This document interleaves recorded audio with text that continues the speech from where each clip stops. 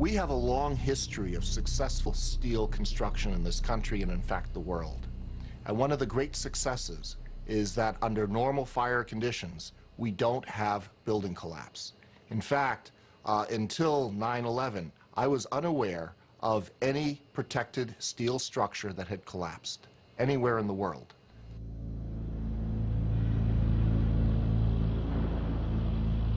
So what was the cause of the devastating explosive failure that happened at the World Trade Center? It looks like one of those scenes of an old building being, purposely dynamited and blown up. The entire building has just collapsed, as if a demolition team set off. When you see the old demolitions of these old buildings, it's folded down on itself, and it is not... 10 o'clock Eastern Time this morning, just collapsing on itself. This is a place where thousands of people work. We have no idea what caused this. If you wish to bring anybody who's ever watched a building being demolished on purpose knows that if you're going to do this, you have to get at the under infrastructure of a building and bring it down. This was clearly the way the structure is collapsing. This was the result of something that was planned. It's not accidental that the first tower just happened to collapse and then the second tower just happened to collapse in exactly the same way. How they accomplished this, we don't know. Okay, 2 blocks away from where the whole thing happened, and this entire area has been cordoned off, and people that have been working in nearby buildings have been told to evacuate. That's what this mass exodus is to my left-hand side. To my right, we have 2 witnesses. First, Marna Ringel. And Marna, you work across the street. Tell me exactly what you saw on the street, and as you looked up, what you saw, because you said you saw the second one. Am I correct? No, I didn't see the second one. I actually was coming out of the building, and there was maybe about 30 or 40 people at the bottom of One World Financial covered in blood. I did not expect that at all. People on the road outside of the building. Explain that scene. I saw there's maybe about 30 or 40 people covered with bandages and blood. It looks like a lot of them were either on the floor of one of the exchanges. There's actually, oh my God! Oh my God! Oh my God! We're not sure exactly what happened, but it was another explosion on the far side of one of the buildings from where we're standing. The reverberation and another explosion on the right-hand side. Another building has gone up on the right-hand side of the road. People are now running down the street. At 10:30, I tried to leave the building, but as soon as I got outside, I heard a second explosion and another rumble and more smoke and more dust. I ran inside the buildings, the chandelier shook, and again, black smoke filled the air. Within another 5 minutes, we were covered again with more silt and more dust. And then a fire marshal came in and said we had to leave because if there was a third explosion, this building might not last. As we were getting our gear on and making our way to the stairway, there was a heavy-duty explosion. We get some of the people out, then there's those secondary explosions, and then the subsequent collapses. So I don't know how many people were in there. I know there was a lot of firefighters, a lot of public safety personnel were in there. New York's bravest never had a chance. We really never even got that close to the building. An explosion blew and it knocked everybody over. Do you know if it was an explosion or if it was a building collapse? To me, it sounded like an explosion. Most of the victims so far were people outside the blown-up buildings. Like, it sounded like gunfire. Bang, bang, bang, bang, bang. And then all of a sudden, 3 big explosions. Top floors collapsed down. I saw it blow and then ran like hell. Thank God. I'm 69, but I can still run. Everything just went black. Everything came down, glass started popping. People got hurt, stuff went on top of them. And it was a big explosion. Everything got dark, real dark, like snow. You can see behind me, all this is not snow, this is all from the building. It was a terrible nightmare. We have just been told that what we thought was another explosion was indeed, according to the Associated Press, another building that has either been attacked or exploded. We just saw that as well. The second tower, the only one that was standing, tower number 1, we saw some kind of explosion, a lot of smoke come out at the top of the tower, and then it collapsed down onto the streets below. The FBI is here, as you can see. They had roped this area off. They were taking photographs and securing this area just prior to that huge explosion that we all heard and felt. We started running, floor by floor, it started popping out. It was if they had detonated. If they were planned to take down a building. Boom, boom, boom, boom, boom, boom, boom. The streets of the financial district covered with debris, in some cases ankle deep. cars on fire, cars just turned by the force of the explosions. It was like something no one had ever seen. This huge, incredible force of wind and debris actually came up the stairs, knocked my helmet off, knocked me to the ground. Well, me and Mr. Hesh, the Corporation Counsel, were on the 23rd floor. I told him we got to get out of here. We started walking down the stairs. We made it to the 8th floor. Big explosion. Blew us back into the 8th floor. We stuck on the stairs for a while. We finally got down to the lobby. Then we get to the lobby, there's this big explosion. And the lobby looked as though a bomb had exploded there. All the glass was taken out. There were 10-foot by 10-foot marble panels that were once walls. They were loose from the wall of the Trade Center. You have 2 110-story office buildings. You don't find a desk. You don't find a chair. You don't find a telephone, a computer. The biggest piece of a telephone I found was half of the keypad, and it was about this big. The building collapsed to dust. I hope I live. I hope I live. It's coming down on me. Here it comes. I'm getting behind a car. It's incredible. Okay, I'm gonna have to go find people who need help. I don't think I'm one of them. You okay, sir? Okay. There's all these noises. I don't know what it is. They say someone needs help. Yeah, Mike! Mike! Mike, come over here! Yeah! Anybody need a doctor? Where are you? Don't have oxygen.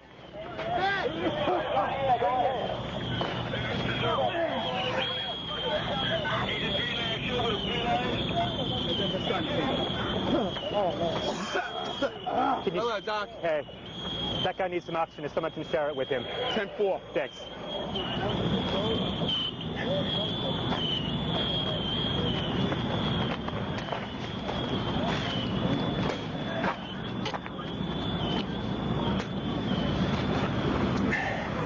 Goodness me.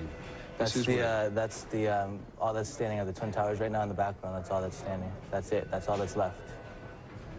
So you're literally right inside.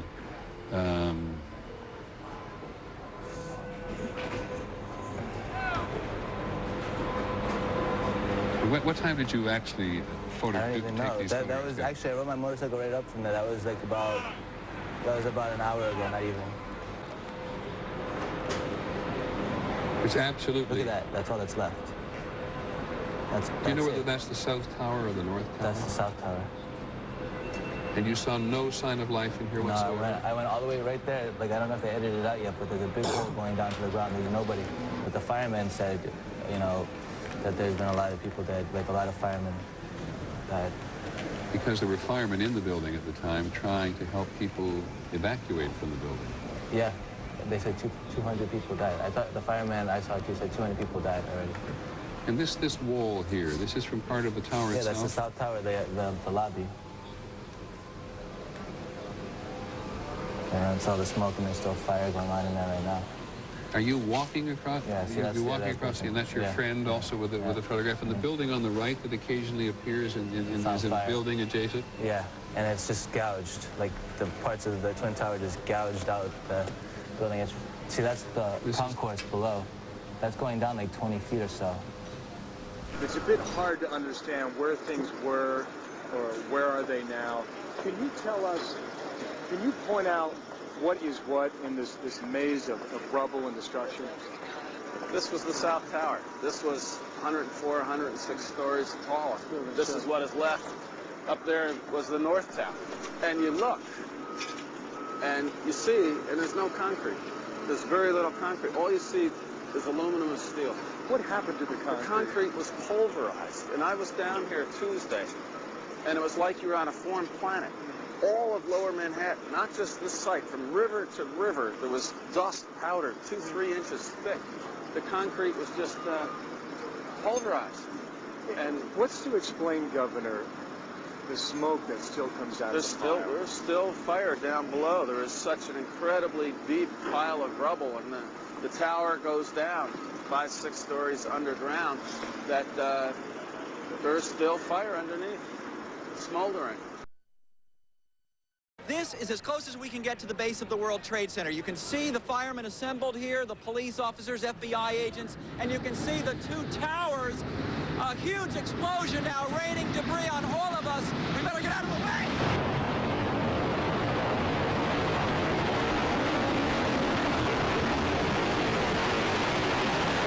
It's just been a huge explosion. We can see a billowing smoke rising.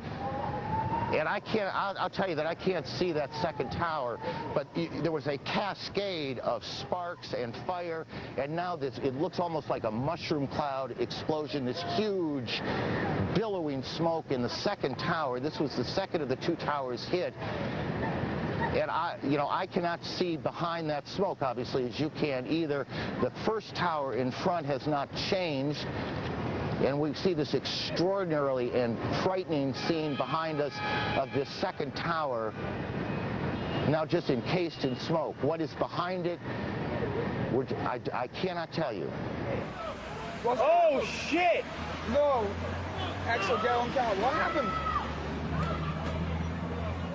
The whole top of the building fell off, dude. Holy shit, dude! Man, did you get... Yes, I have it. Oh, the building fell apart, dude. What? Where is it? Holy shit! Holy fucking shit! Look at all those streets! No. Oh my God, dude, there's so many dead people, man. Jim, tell us what's happening out there. Oh my We just gosh. witnessed some kind of secondary follow-up explosion on the World Trade Center #2, the one. Secondary. The second building that was hit by the plane has just completely collapsed. The entire building has just collapsed, as if a demolition team set off. When you see the old demolitions of these old buildings, it folded down on itself, and it is not there anymore. That should be it. It Thanks has very much, completely collapsed. The whole side has collapsed? The whole building has collapsed. The whole building has collapsed? The building has collapsed. Appearing to fall away from the rest of the building. Can we go to the tape now? Here we go, right here. This is, I mean, when you look at it, the building has collapsed. That tower just came down.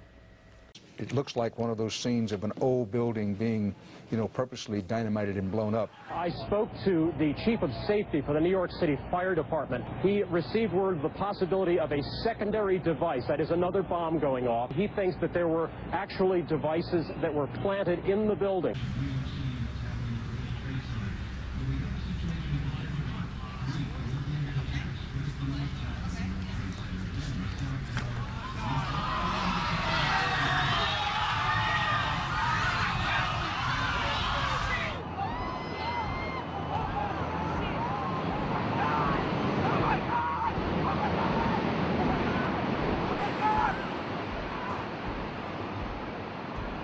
I was making my way to the foot of the World Trade Center. Suddenly, while talking to an officer who was questioning me about my press credentials, we heard a very loud blast, an explosion.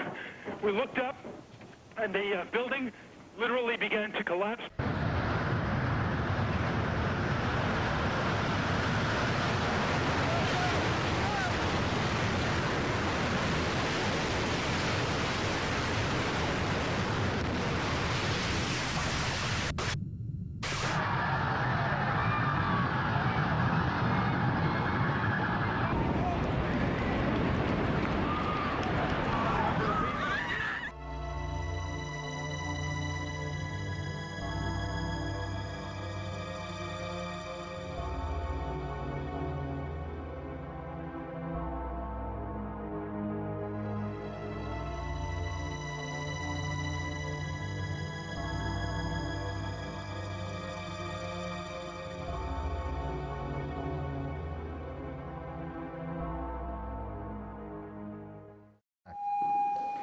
Jesus, I can't even believe what's happening. It's unreal. This is a fucking sick movie. I gotta get out there again and just look for a few more people. This is unbelievable. Look at this, it's nighttime. Oh my, are you outside now? Hey, look! Anybody out here?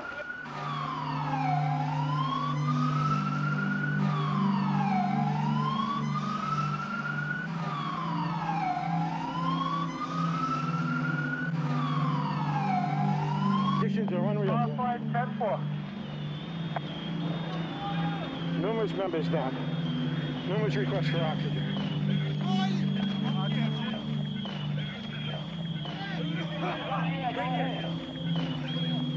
Special thanks to the rig of 235 who provided shelter right after the collapse in the dust storm. Again, and I know that for many of you, you've heard this a lot, but I think it's important as people join us as they do in moments like this. They are coming in all the time, that there have been attacks in 2 American cities, New York and in Washington. The trade centers here in New York have been hit by airplanes. In Washington, there is a large fire at the Pentagon. The Pentagon has been evacuated. And there's, you can see, perhaps the second tower, the front tower, the top portion of which is collapsing. Good Lord.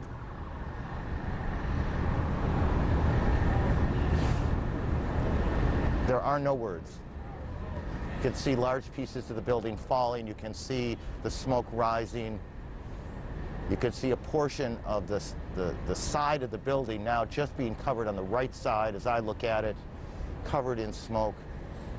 This is just a horrific scene and a horrific moment. I want you to take a look at what's happening right now. That is a live picture. That's a live picture too. That's World Trade Center 2 has just collapsed. That's the second of the towers to collapse. We are now looking at the collapse of the second of the World Trade Center towers.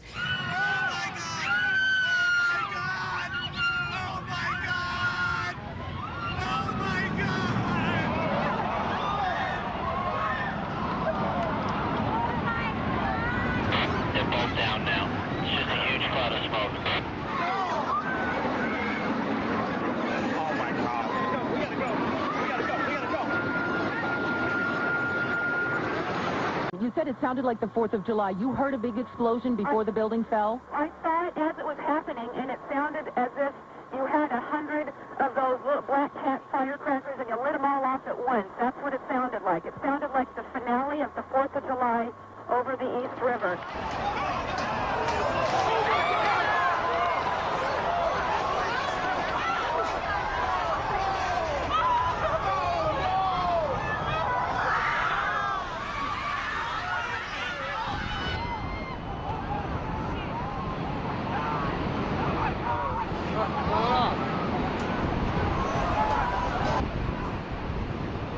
There it went, Brian. That was it.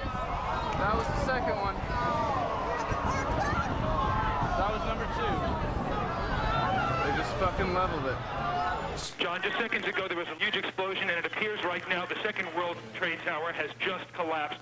The debris and the smoke is so thick where I am that, again, you cannot see the World Trade Center, even though we're just a few blocks away.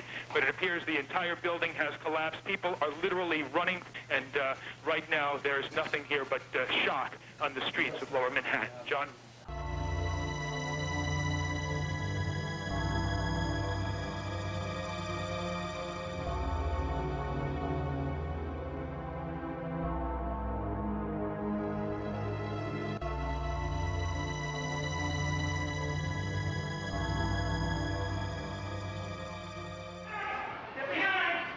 Oh my God, thank you, thank you, thank you.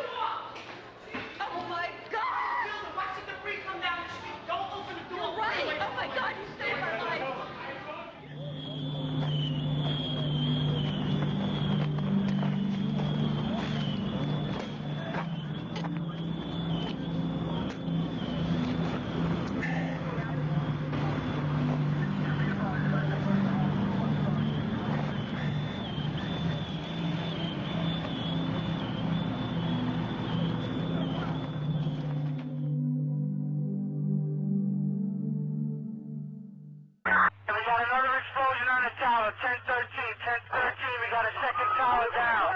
Another tower collapsed. Who's involved in the secondary explosion at Tower 1K? I've got 5 patients. They need to be treated. They won't let me go any closer. No one can go in to get the people out. There's small explosions still going on. Here is the second tower that's coming down, and this was a similar situation. This defies belief. Now, here we're going to show you a videotape of the collapse itself. Describe that. Now we go to videotape, the collapse of this building.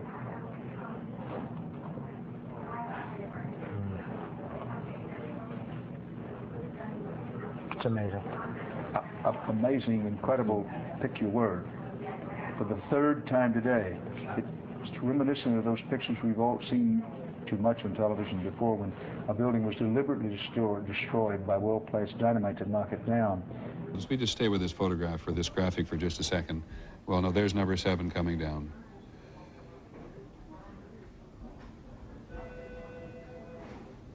When you think that part of the component of news coverage around the country every year is the excitement and the fun that people get watching an old building being demolished, and they wire it very carefully for days, and it's a very careful operation in order to make sure that a building comes down safely. I think the last one we saw was when they brought down one of the old casinos in Las Vegas. I mean, this is just stunning to see these things come down.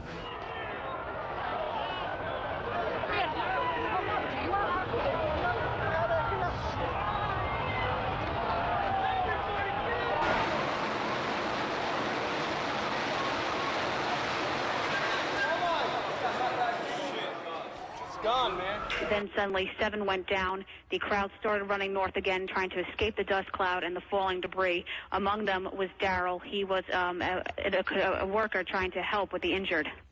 You're just standing there all of a sudden out of nowhere. You hear this clap, sounds like thunder. The building had shock waves going through. You could see a shock wave go up, the windows blast out. You know, it was like I thought I was watching a movie. It was so, I mean, I can't believe this is happening. You know, it's really ridiculous. But, you know, came down floor by floor. Structure stayed intact until it all hit the ground. Back live, we have had little relief here. Take a look at this.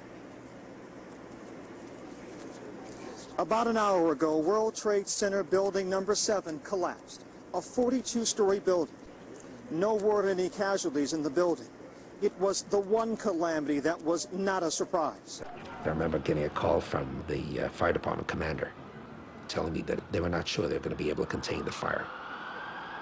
And I said, you know, we've had such terrible loss of life. Maybe the smartest thing to do is pull it. And they made that decision to pull, and then we watched the building collapse.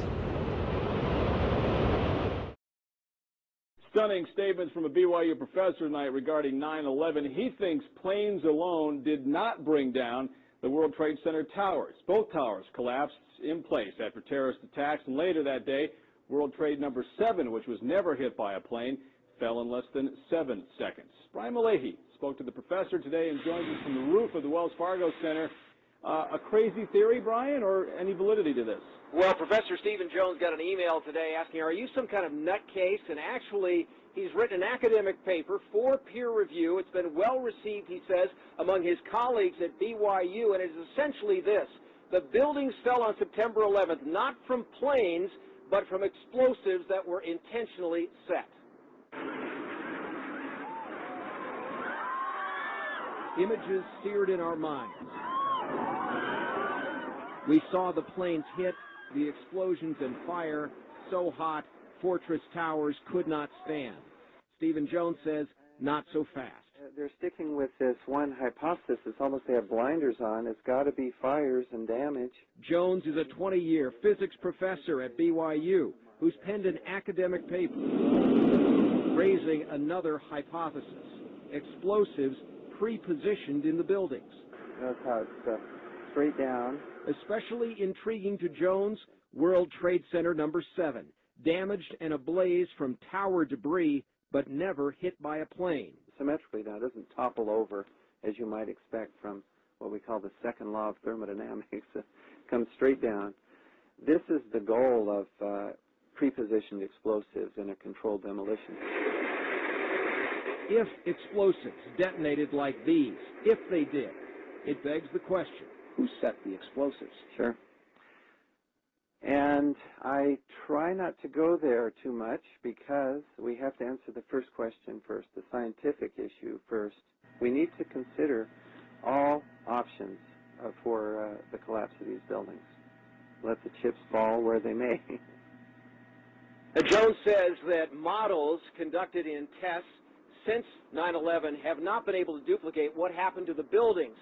He is not saying that this is a proven theory. He says, in fact, that it's a hypothesis, but he wants a fresh, new, independent investigation.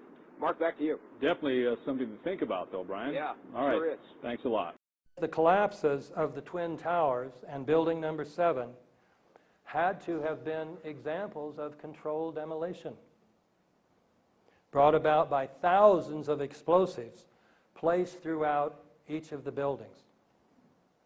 No foreign terrorists could have obtained the kind of access to the buildings this would have required.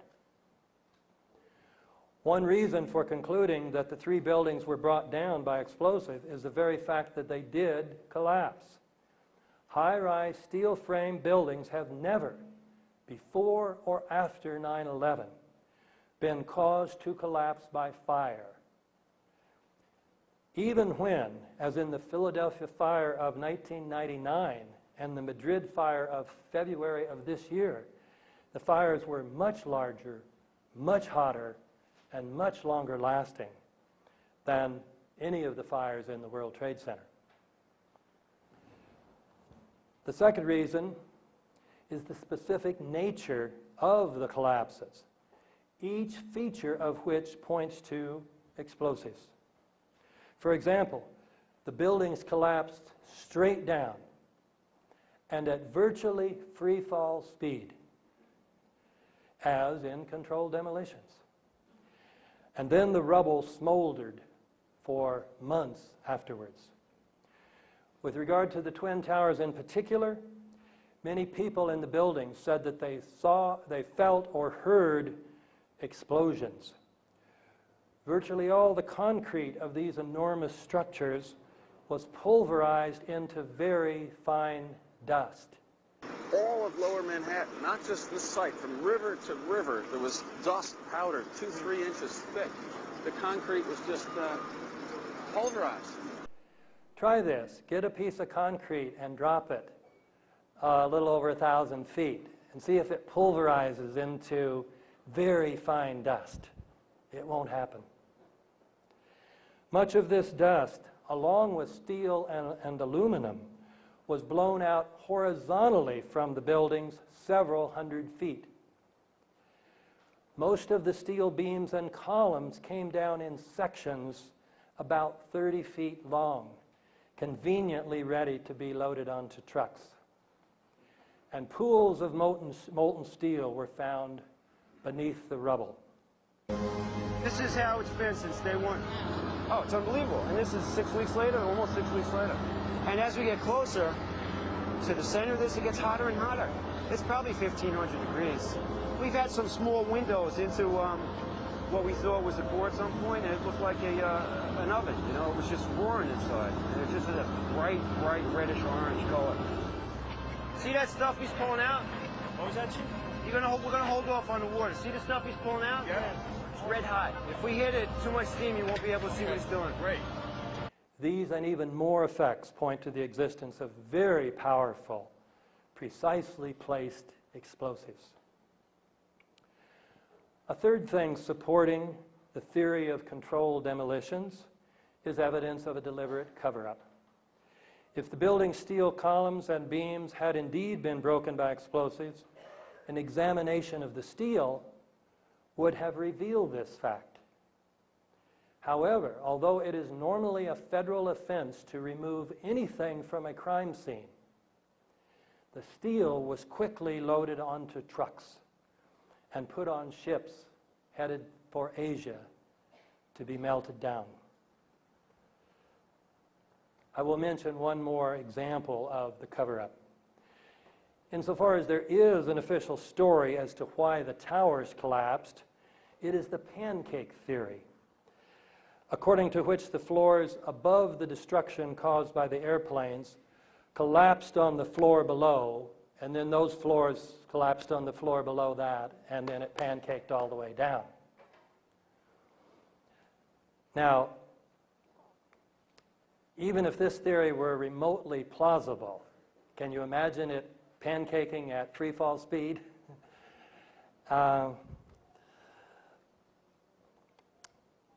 The other problem is what happened to the 47 massive steel columns that constituted the core of each of these twin towers. They were the weight-bearing structures of each tower. Those 47, even if the pancake theory were true, those 47 steel beams should have been sticking up at least several hundred feet into the air. Well, what did the 9/11 Commission report do about that problem? It avoided the problem incredibly by simply denying the existence of these columns. These columns were the unique feature of these towers when they were first built. So, the Commission report, after saying falsely that most of the weight of each tower was borne by the steel columns in its exterior walls, this supposedly authoritative report said the interior core of the buildings was a hollow steel shaft in which elevators and stairwells were grouped. Such a desperate lie is a sure sign of a cover-up. In any case, when we look at all these features of the collapses, the idea that they could have been caused by the impact of the airplanes plus the resulting fires is ridiculous. This is even clearer with regard to building number 7, which wasn't hit by any airplane, and yet it came down about 5:30 that afternoon. Its collapse remains so impossible to explain, except as controlled demolition, that the 9/11 Commission report did not even mention it, as if the collapse of a 47-story building was not worthy of comment. And it only had fires on floors number 7 and 12. I studied physics at MIT. I did electrical engineering for about 8 years. I've had quite a bit of practical engineering experience. When I first saw the collapses, I was absolutely convinced that they were not spontaneous. One of the first things that I did was to speak with one of my patients, who is a retired Army Corps of Engineers fellow who's done a lot of demolition and construction. Showed him some of the public source videos that are available of it, and he immediately pointed out that there were squibs, which represent little puffs of smoke essentially coming out of the buildings initially, which were clearly a sign of controlled demolition. He had no opinions beyond that, but he said without doubt that it was a controlled demolition. That sort of set me on the path of continuing to examine it and trying to gather as much evidence as I could. And the question I pose, what don't we know and why don't we know it, is sort of addressing the fact that at this point we still do not really have a meaningful explanation for what happened to the buildings. We have had several studies at this point, which I will go into, as to trying to determine a plausible scenario for the collapse. The obvious question is what does it mean that there was a controlled demolition? At the simplest level, it means that someone had a lot of access to the buildings over a long enough period of time to set this up.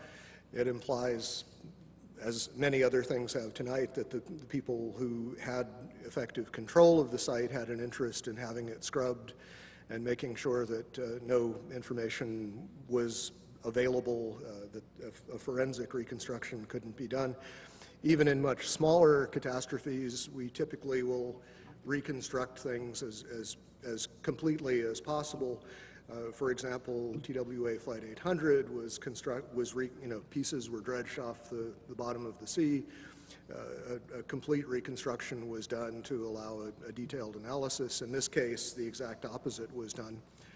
The first report that was really issued on this was issued by FEMA in collaboration with the American Society of Civil Engineers. There was basically a volunteer team from ASCE that had very limited access to the site. A lot of the pieces that they were able to retrieve were retrieved by going to landfills and trying to find interesting pieces before they were disposed of. The initial FEMA report basically acknowledged that the kerosene would have burned off very quickly.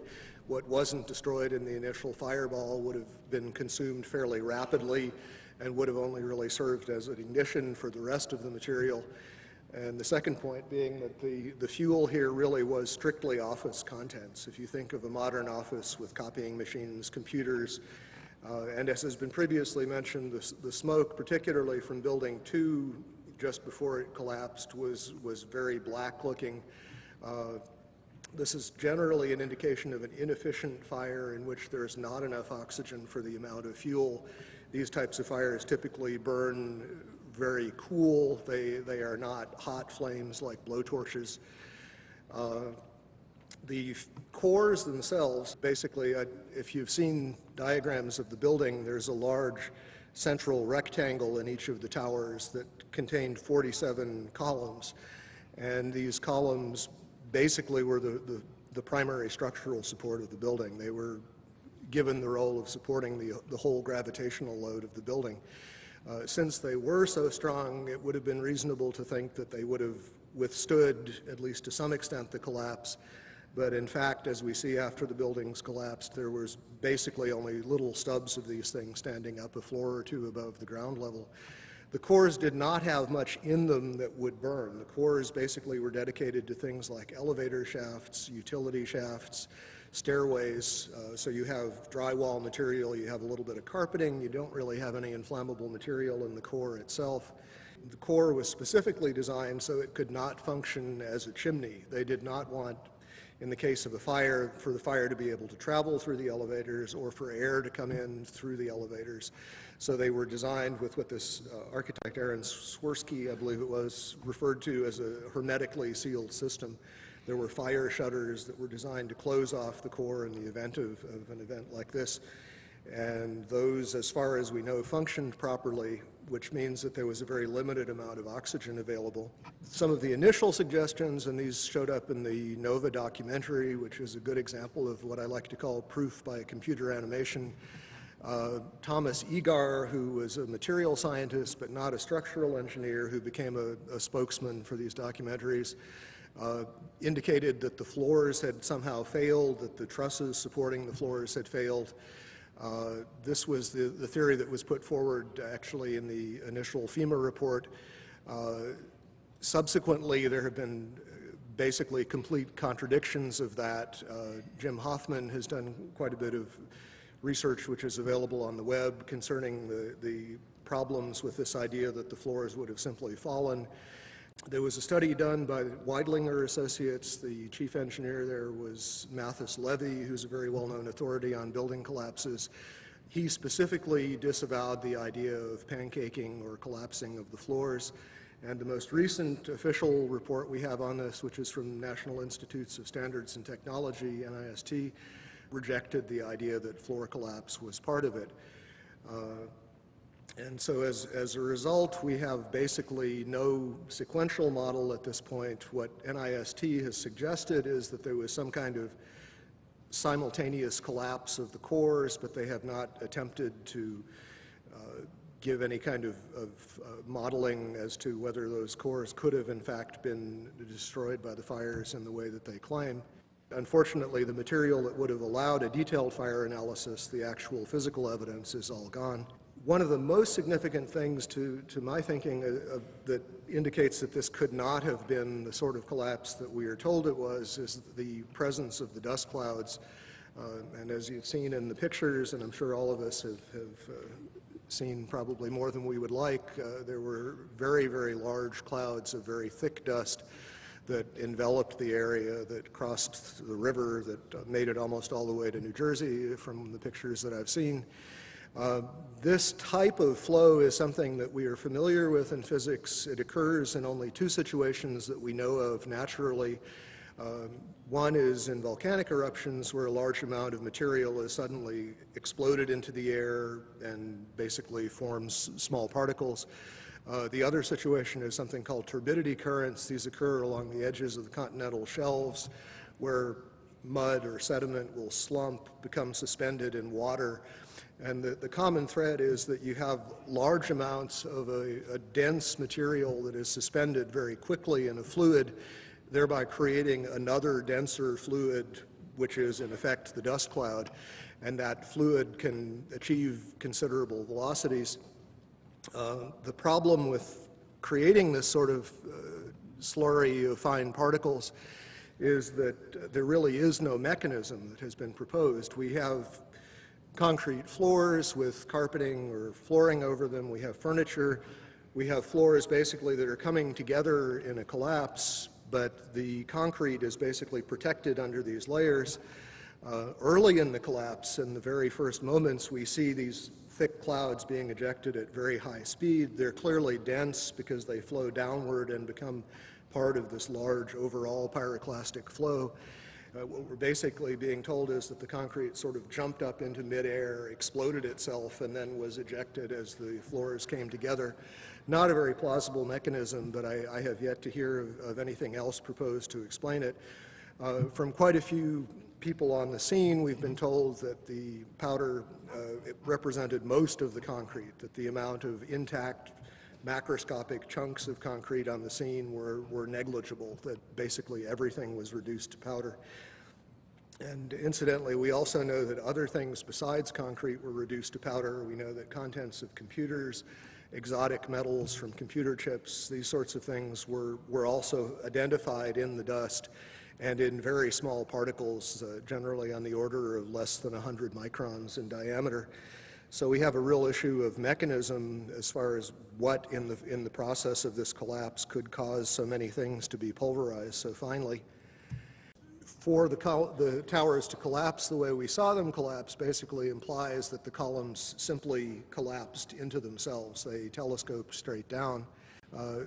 Steel keeps a lot of its structural integrity, even when heated, until you begin to approach the melting point. You don't really see a catastrophic loss of strength, and this is what we're talking about. We're talking about basically vertical box columns collapsing into themselves, which implies a complete loss of mechanical strength. And as far as the initial impacts, this recent NIST study made an interesting point about World Trade Centers 2. The film analysis showed that it oscillated for about 4 minutes after it was struck by the airplane, and the oscillation rate was identical to what would be expected for the intact tower. Trade Center towers in most modern buildings are heavily redundant in the sense that the load bearing can be shifted to other members if some of them fail, and we saw that happen in this case. Stresses do redistribute, but absent further weakening of the structural members, that distribution is limited. It happens, the structure restabilizes, and unless there's significant further damage, it doesn't progress to a total collapse. World Trade 1 began collapsing from the very top after an hour and 40 minutes. It's very hard to imagine office contents progressively heating up hotter and hotter over that period of time. And for a building to collapse from the very top, which is the least heavily loaded, is also very odd, to say the least. Just a couple of other anomalies. As we know, there were reports of explosions. There were reports of underground explosions in both of the towers at the time of the impact from a building engineer by the name of Philip Morelli. There are interviews with him on the web. From the Naudet brothers film, 9/11, we see that the lobby of the North Tower was extensively damaged with what looks like high explosive blast damage, and this was immediately after the plane collision. But we know that on the weekend before, there were power downs, and there appear to have been evacuation drills going on throughout the previous week, which suggests that at least some people knew that something was happening. The power downs may represent a time window in which demolition charges would have been planted, although I think it's possible that they also were planted over a much longer period of time, given the relative accessibility of the buildings. Okay, that's all I have to say. Thank you.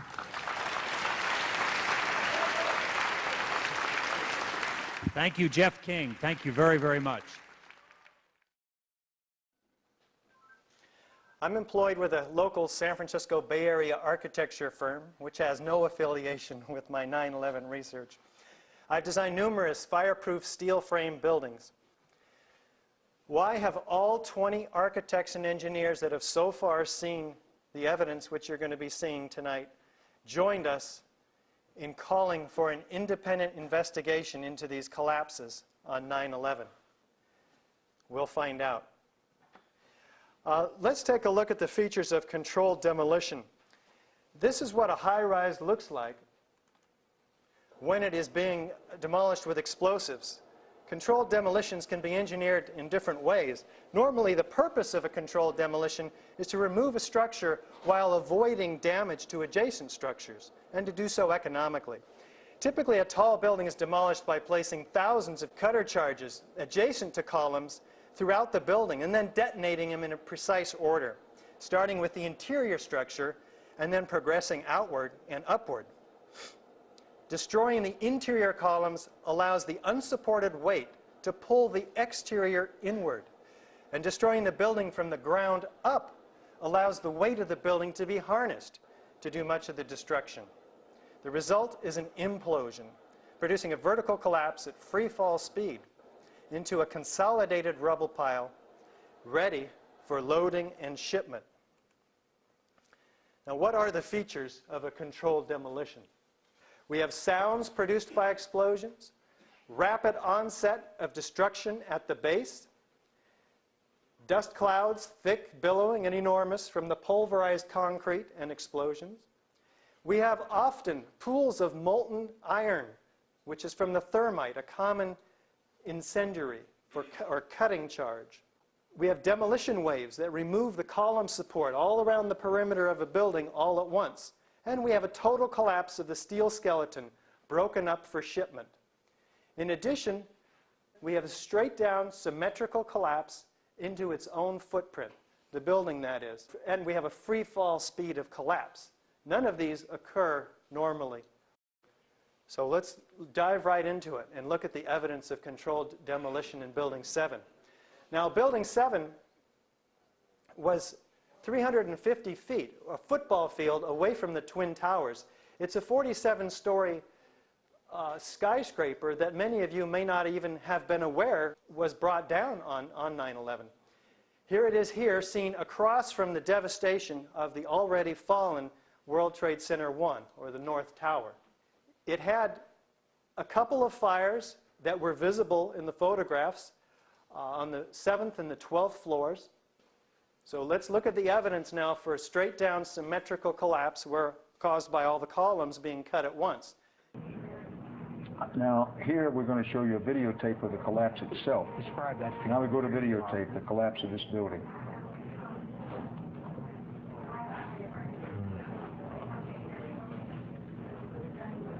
It's amazing.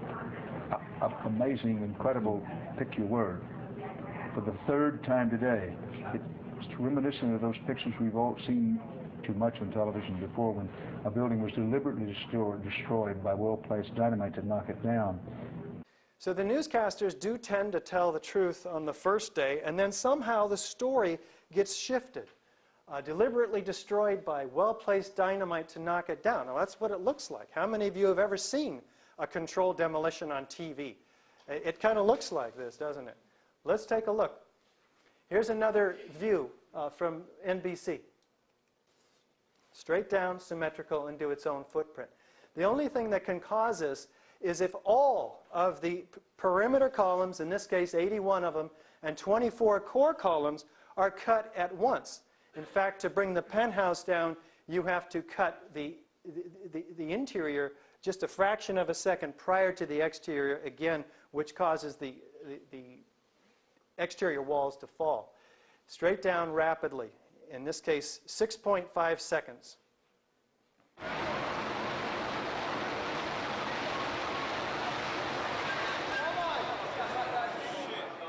It's gone, man. Well, we have also sights and sounds of explosions. Let's take a look. Then suddenly 7 went down. The crowd started running north again, trying to escape the dust cloud and the falling debris. Among them was Daryl. He was a worker trying to help with the injured. You're just standing there all of a sudden out of nowhere. You hear this clap, sounds like thunder. The building had shock waves going through. You could see a shock wave go up, the windows blast out. You know, it was like I thought I was watching a movie. It was so, I mean, I can't believe this is happening. You know, it's really ridiculous. But you know, came down floor by floor. Structure stayed intact until it all hit the ground. So first, the sound of a clap of thunder, a shock wave ripping through the buildings, and then the building coming down. Let's take a look at the characteristics of destruction by fire. Experts said no building like it, a modern steel-framed high-rise, had ever collapsed because of fire. Now, fireproofing is intended to withstand ordinary fires only for up to 2 hours. So what happened in these high-rises, and in fact, every high-rise that has ever had a large fire in it, in this case, Caracas, Venezuela, 56 stories, burned 17 hours for 26 floors. Its fireproofing is only good for 2 hours. It did not collapse after 17 hours. Likewise, Los Angeles First Interstate Bank burned 3.5 hours over 5 floors. Philadelphia, 91, Meridian Plaza, 38 stories, burned for 18 hours over 8 floors. No collapse. These buildings are all being utilized today. So high-rise buildings do not collapse due to fire, even after their fireproofing has performed its usefulness after a couple of hours. Yet, we're told that a couple of small fires, and some say many more fires on the other side of this building, which we don't actually have visual evidence of, brought down this building very quickly, symmetrically, in 6.5 seconds. Do we have expert corroboration? Well, the top European controlled demolition expert, Danny Jawinko, says it starts from below. They have simply blown away the columns. This is a controlled demolition. A team of experts did this. This is professional work without a doubt. Hugo Bachmann, professor emeritus and a former chairman of the Department of Structural Dynamics. In my opinion, the building World Trade Center 7 was with great probability professionally demolished. What more do we need?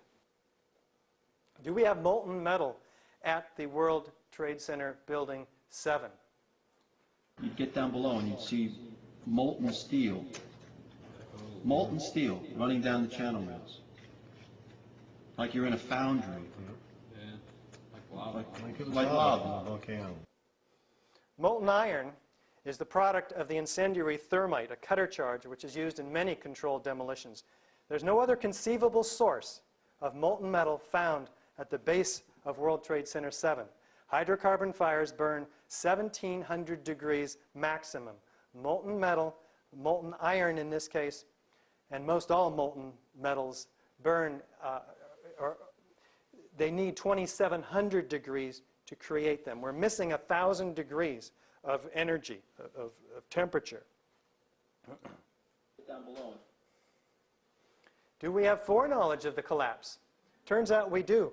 The fire chief, Nick Viscani, says, hey, we're moving the command post over this way. That building is coming down. Well, never before in history had a high-rise steel frame building, especially one with only a couple of small fires in it, but even large ones have never brought down a steel frame building. Let's see what the emergency and police workers say.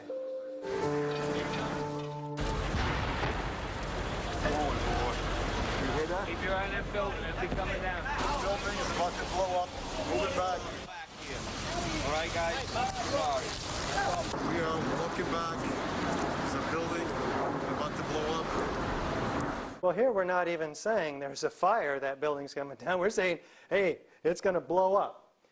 But so never before in history, again, has a fire brought down, and now we're being told it's going to blow up. Well, fires don't blow up buildings either.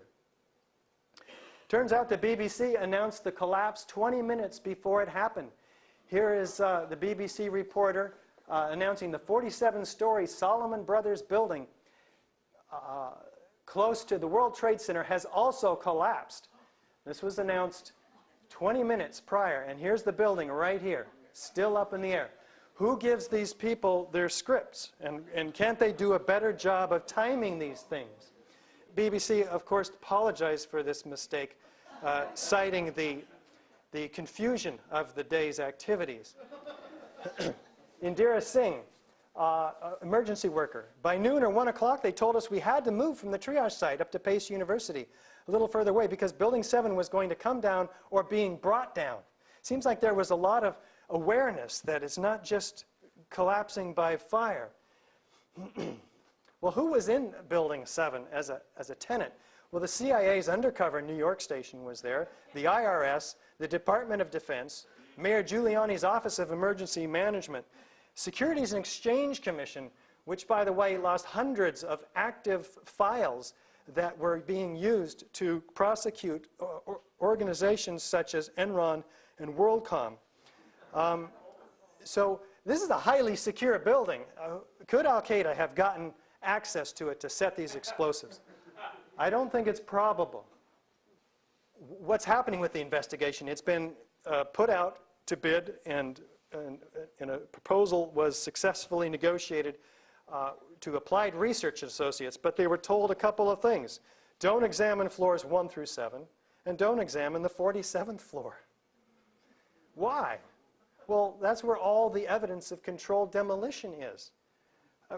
That's where all the explosions were. That's where all the eyewitnesses saw the clap of thunder, etc. The penthouse falling first, a telltale sign of controlled demolition. You can find me and my website at ae911truth.org. Everybody, please speak out. And thank you so much for coming tonight.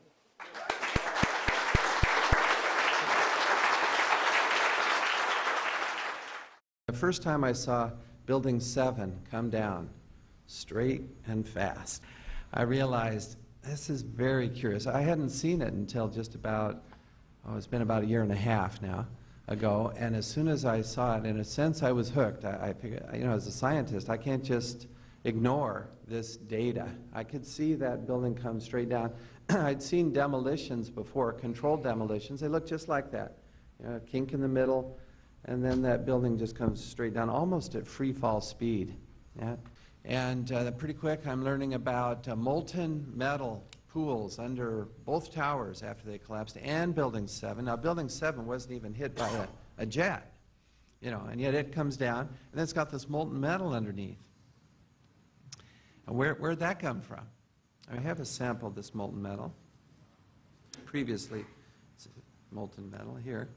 Just a tiny sample. This is really all we need. I brought along with me at the last minute. I thought, well, I'll throw that in. And by analyzing this, we determined it is not molten aluminum from the plane. Okay.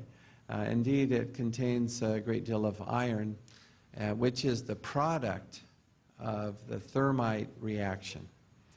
Now, thermite can be purchased on eBay, and many people, I show it in my class, physics, and I'll be showing it this fall in my physical science class. It's commonly shown. It's a very brilliant reaction. You get this white flare, this white dust, which is aluminum oxide coming off, and then this yellow hot molten metal, just white yellow hot, you know, flowing out of this reaction. Now this thermite is so hot, this molten iron, especially when you mix sulfur in, now it's called thermate, and it'll just cut through steel, through structural steel, for example, like a knife through butter. And we also see this molten, yellow hot molten metal with white wispy ash pouring out of the South Tower just minutes before its collapse. And I've shown this video, and it's just amazing. The photographs of that, it's in the NIST report, and the evidence is just piling up.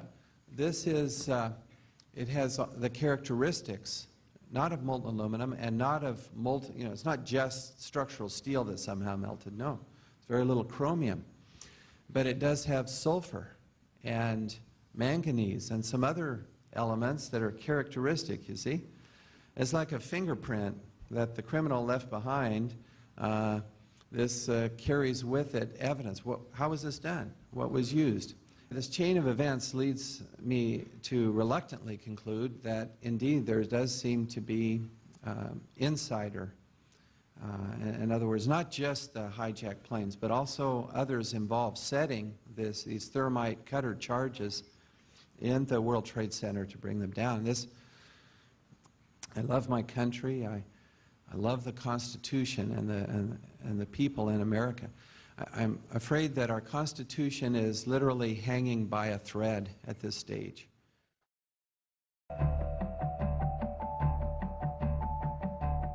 Good morning, I'm Neil Heinen.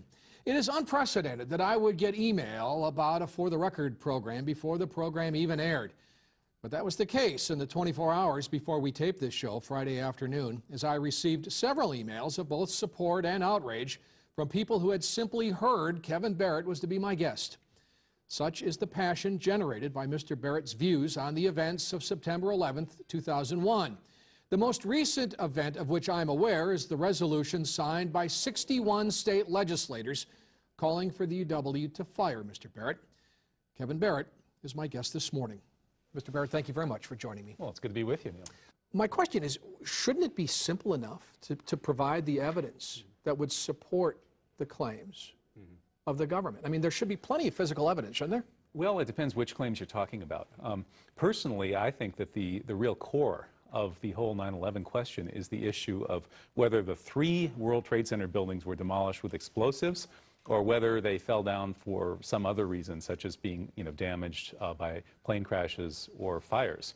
And I think that at this point, the evidence is in. Anybody who's kept up with the critique of the official story in this area knows that at this point, the evidence just, is very convincing that all 3 buildings were taken down with explosives and controlled demolitions.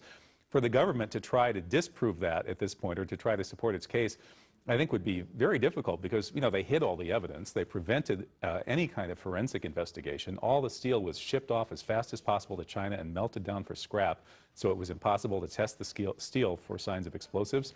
Fortunately, some remains, and Professor Stephen Jones has gotten his hands on multiple sources worth of steel, and he's run tests and he's found traces of thermate, an enhanced version of thermite, which is an explosive device that can take out steel, cut right through it like a knife through butter. I think that at this point, no rational person who looks at the evidence can argue against the proposition that the 3 World Trade Center buildings, the Twin Towers and WTC-7 especially, were taken down in controlled demolitions. That, I think, is by now proven beyond a reasonable doubt, as David Griffin has said, and as everybody who's looked into it, I think, from a fair-minded perspective, agrees. Are you worried that you're shortchanging your own career, that that you will have difficulty pursuing your chosen field by virtue of the controversy? I think what I'm doing is angling on the long term. In the short term, I may have some problems. It might be a little harder to get rehired next semester. Maybe not, though. I think a lot sooner than most people realize 9/11 is going to blow wide open. The official report doesn't stand up to scrutiny. It's very simple. Any trained academic, anybody with any critical thinking skills at all, can read the official report and read David Ray Griffin's refutation, and the report just falls to shreds. Now, anybody who's willing to live with that report as the official record of the most important event of our century has no business calling themselves an intellectual or a teacher or anything. I mean, it's that obvious. I suppose the words 9/11 will always evoke images of horror and tragedy, but on the day the Twin Towers fell, there were also many acts of great heroism. Yes, one man, caretaker William Rodriguez, rescued hundreds of people from the North Tower, and it's thought he was the last person to get out alive before it collapsed. Now, tonight, as part of a UK tour, he's in Bradford, and he joins us now in the studio. William, welcome to you. Now, we're told that you rescued these people, you got out, and then you went back in, didn't you? Why was that? Well, 3 times I went into the building because I wanted to help the people that were actually stuck at Windows of the World, which was the restaurant that was located on the 106th floor of the North Tower. While everybody was running out, I was running in back and forth trying to get to them and to help the rescue effort as it started. I had the only master key. I worked in the building for 20 years as a janitor, and I have the only master key that was used on 9/11. And in fact, this is the key, it's your ID as well. And that key probably saved the lives of hundreds of people. Yeah, that is correct. And not only save hundreds of people, but that key is designated to be in the Ground Zero Memorial that is going to be built on Ground Zero. They call it the Key of Hope. Yes. Yeah. William, what was running through your mind as you were rescuing these Desperation, total desperation. I just wanted to get the most amount of people in the less amount of time. When I saw the lack of understanding by the firemen of how the building was constructed and how the stairwells, there were 3 stairwells in the building, how they were actually going through different loops, wanted to take it upon myself to lead them through the whole process of rescue. Now, the building was a Class A building. On the codification of building codes in New York, 3 doors will not open on the stairwells for the rescue effort. 1 will open, 3 won't open, 1 will open, and that's the way it is on all the skyscrapers. Can I just ask you one question? Because we've seen there the picture, that harrowing picture, 2 planes crashed into the Twin Towers, and yet you still maintain there was a conspiracy? I believe that, I don't doubt that, the planes were there, the plane hit the building, but before, and one of the experiences that I said even when I was pulled from the rubble on 9/11 is that there was an initial explosion on the sub-level number 2, B2. There were 6 sub-levels in the building prior the plane hitting the building, and I believe that that was an explosion set up by explosive to actually weaken the foundation. And nothing would ever change your mind that you think I was there, I saved people, I actually have the people available for the 9/11 Commission. That was the commission that was created to investigate this. They were never called, not even once. They're still available 5 years after, and the government came out with an official story that went against our experience on that day. William, thanks very much for joining us tonight. My pleasure. Hello, I'm AJ Hammer, live in New York City. And I'm Brooke Anderson, live in Hollywood. AJ, it's been incredible, pretty hard to believe, actually, the response we got today to the incredible story Showbiz Tonight broke last night. Actor Charlie Sheen's startling claims that the government may be covering up what really happened on September 11th. So many emails coming in. We've been really overwhelmed today. Between the emails, the blogs, the websites, everybody is writing and talking about it. Charlie Sheen made the comments during a hard-to-believe interview on a radio show. And don't move, because in just a moment, the host of the radio show, the guy who actually spoke with Sheen, is going to join me live here on Showbiz Tonight. But first, let's get you up to speed on the latest developments. The more you look at stuff, especially specific incidents, specific events in or around the fateful day, it just raises a lot of questions. The questions Charlie Sheen is raising about the 9/11 attacks are raising a lot of eyebrows. Our email inbox immediately started to overflow, and the coverage on Showbiz Tonight is getting a lot of attention. The website 9/11 Blogger calls Showbiz Tonight's coverage, quote, the first time a major news station has covered 9/11 questions in any reasonable format. It all started with a radio interview Sheen gave to GCN radio network host Alex Jones, a cult hero of sorts to 9/11 conspiracy theorists. Well, during the interview, Sheen made clear that he backs Jones' views. We're not the conspiracy theorists on this particular issue. It seems to me like, 19 amateurs with box cutters taking over 4 commercial airliners and hitting 75% of their targets. That feels like a conspiracy theory. Sheen also made another shocking suggestion that we may not know the full story about the collapse of the World Trade Center. I have a hard time believing that a fireball traveled down the elevator over 1,100 feet and still had the explosive energy to destroy the lobby like it was described. I said, hey, call me insane, but did it sort of look like those buildings came down in a controlled demolition? When I was your age, I could only dream about my parents splitting up. As the star of the hit sitcom 2.5 Men, Sheen is seen weekly by about 10 million people, and many of them may end up paying attention to his controversial comments on 9/11. We have been getting an overwhelming response to our Showbiz Tonight question of the day. We've been asking, Charlie Sheen speaks out. Do you agree there is a government cover-up of 9/11? Here's the vote so far. 67% of you say yes, 33% of you say no. Some of the emails we've received includes one from Jennifer in North Dakota. She writes, Charlie Sheen has no evidence, and it is a shame that celebs get their voice and opinions heard because of their status. We also heard from Danny, who lives in Kentucky. Danny says, God bless Charlie Sheen for standing up and speaking his mind on what is the most devastating event to hit our nation, 9/11. We also heard from Chris in Ohio. Chris writes, this is a very important issue that must be brought into the mainstream. It is our patriotic duty to make sure we find out why and how 9/11 happened. What do you make of an actor of his stature coming out publicly like that? I think he's a brave man to even question this aloud in an environment where people have been saying that anyone who questions the government is a traitor. So Charlie Sheen has done his homework, and he's asking questions. He's speaking truth to power, which is a brave thing to do. Look, the young people in my family, my nephews, for example, have been saying for the past 3-4 years that we are not learning everything about 9/11 that we're meant to learn. And specifically, they've been saying that if you read all the different websites, if you're really careful, what you discover is that a lot of facts don't add up. And even if a modicum of what is being put out there, all these conspiracy theories, even if a piece of that is true, we have a responsibility, don't you think, to be asking the it. questions and to be doing the investigation? I think it's very patriotic to investigate it. In America, we are fed propaganda, and if you want to know what's happening in the world, go outside of the U.S. media, because it's owned by 4 corporations. One of them is this one. And you know what? Go outside of the country to find out what's going on in our own country, because it's frightening. I do believe that it is the first time in history that fire has ever melted steel. I do believe that it defies physics for the World Trade Center Tower 7, Building 7, which collapsed in on itself. It is impossible for a building to fall the way it fell without explosives being involved. World Trade Center 7. World Trader 1 and 2 got hit by planes. 7, miraculously, the first time in history, steel was melted by fire. It is physically impossible. And who do you think is responsible for that? I have no idea. But to say that we don't know that it imploded and it was an implosion and a demolition is beyond ignorant. Look at the films, get a physics expert here from Yale, from Harvard, pick the school. It defies reason. Let's get one. Let's get one, because that I would do it. Is the unthinkable.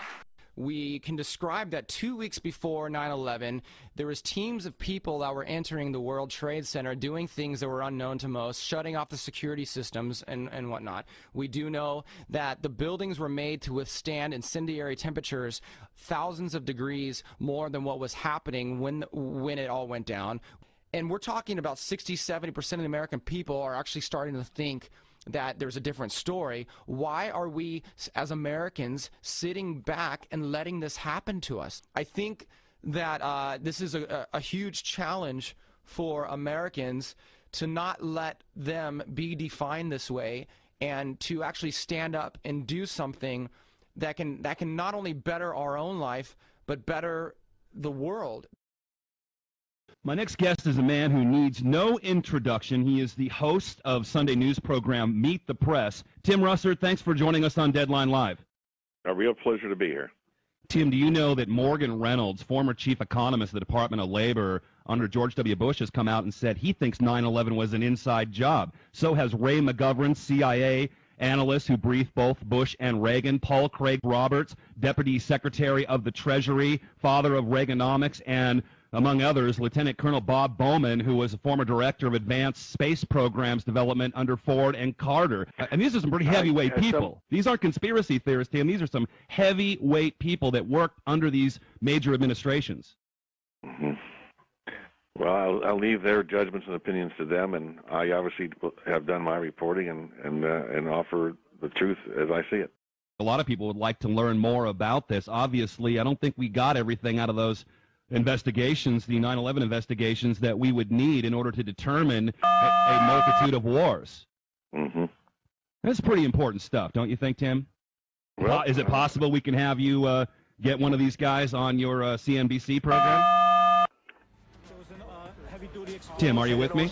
3 big explosions. Tim Russert. Explosion blew and it knocked everybody over. Tim, are you with me? Third explosion. Then there was secondary explosions and then the subsequent collapses. We've heard reports of secondary explosions after the aircraft impacted. Yeah, detonated. Take down a building. Boom, boom,